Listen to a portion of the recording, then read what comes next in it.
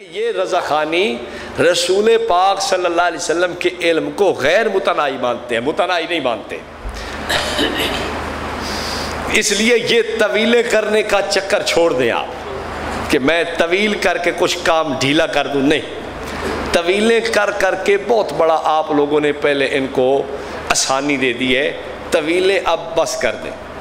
آپ کہیں گے مولوی صاحب تو تسی تھوڑی جی جیڑا وٹ ہے وہ ہولا کر لو، آپ تھوڑی سی سختی کو نرم کر دیں۔ میں نے کہا بالکل آپ کا مشورہ بجائے، اور میں نرمی کر رہا ہوں، میں تو سختی نہیں کر رہا، ہمارا تو مزاج ہی نرمی ہے، سختی ہے ہی نہیں۔ آپ کہیں گے یہ کیا سر نرمی ہے جو وٹ پوری چاڑی طرح کھلوتے ہو، چنگی طرح جناب جی انہوں نے وٹ دیتی کھلوتے ہو، تو آپ کہتے ہیں ہم نرمی میں۔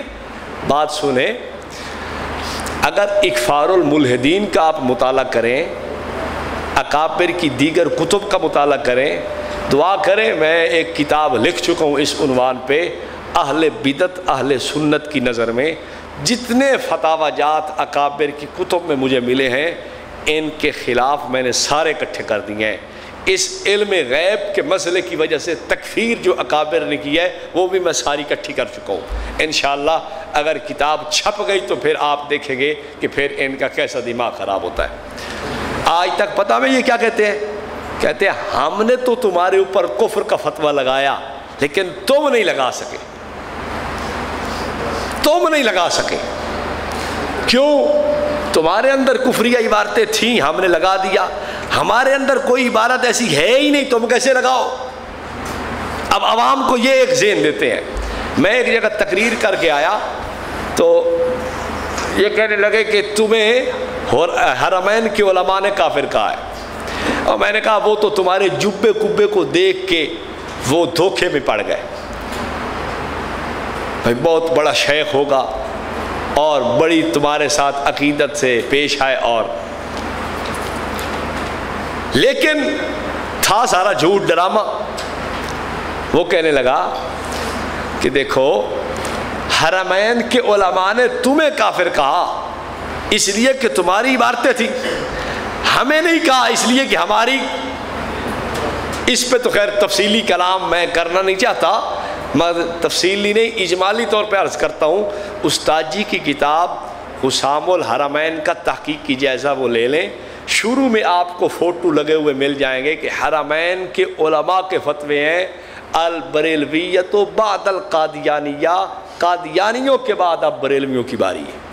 یہ میں نہیں کہہ رہا، یہ میری سوچ نہیں یا میری رائے نہیں، بلکہ کن کی ہے؟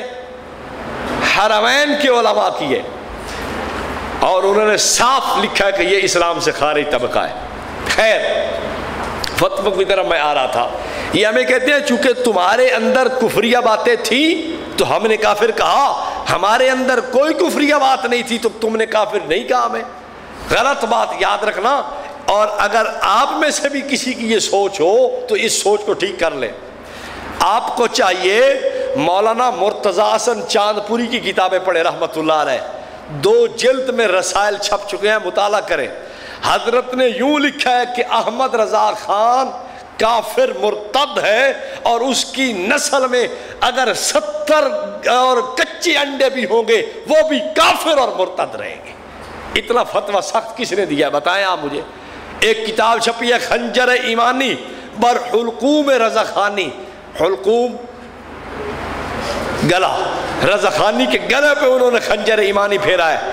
اب وہ کتاب 70-80 برس پہلے کی چھپی ہوئی ہے، میری نہیں، اور اس وقت کے اکابر دیوبند 390 علماء کے فتاوی جات ہیں، آپ پڑھیں، اس میں مولانا مرتضیٰ حسن چاندپوری کا یہی فتویٰ موجود ہے، تھوڑے سے الفاظ کے بدلے ہوئے رخ کے ساتھ وہاں بھی موجود ہے۔ تو خیر میں یہ کہہ رہا تھا، یہ بات قطعاً نہ سوچے کہ ہمارے اکابر نے ان کو ڈھیل دی ہے،